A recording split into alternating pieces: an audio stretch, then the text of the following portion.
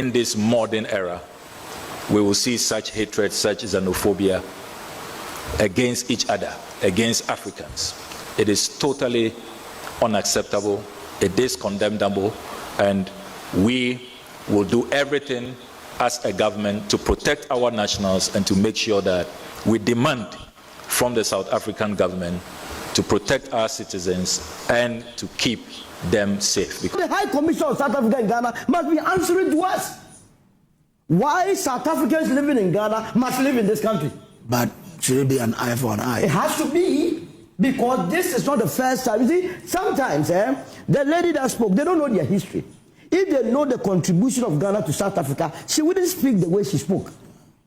As far back as 1960s, Kwame Nkrumah gave our money to the Isizwe, the arm wing of ANC. That money could have been used to develop Ghana. Mandela was the one that was coming to this country to collect that money.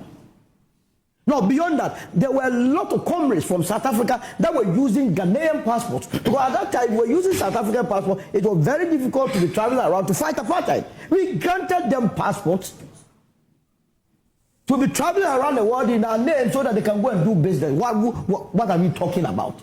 Look at the guy in the midst of 15 South Africans being humiliated. Yeah. We do this, and the High Commissioner, having heard from him, we said we have called the foreign minister there. She must be explaining to us why the more than 5,000 South Africans here must live comfortably. Look. This economical Ghana is held by South African businesses.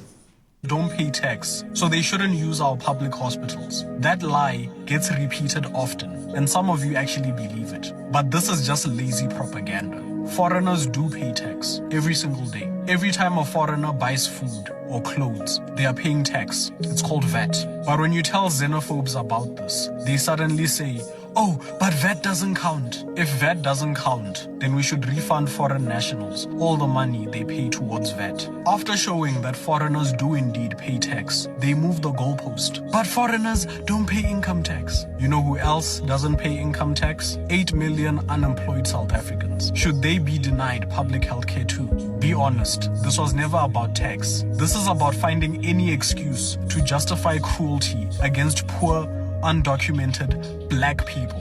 That's all it is. Then comes their next excuse. But other countries put their own citizens first. If those countries are so great at looking after their own people, why are those same people risking their lives to come to South Africa? Why aren't they staying in those perfect countries that prioritize their own citizens? So now you want South Africa to become like the countries people are running away from. You want us to copy their failed system. You're not thinking straight. Our constitution doesn't pick favorites. It protects everyone who lives here. Section 27 says everyone has the right to access healthcare, not just citizens. Human dignity and equality are non-negotiable rights. You can't rewrite the constitution to punish a certain group of people you don't like. You don't get to strip people of their dignity because they don't have a dompas, and no judge is ever going to entertain that nonsense. Denying public services to foreign nationals doesn't protect South Africans. You're just punching down at someone who is weaker than you, someone who is already struggling. And instead of holding the powerful accountable, you'd rather fight the powerless. And we all know who holds the power in this country. You are never going to convince me that poor black foreigners are the real problem when white people still own 70% of our land. Foreign nationals didn't break our healthcare system. It was corruption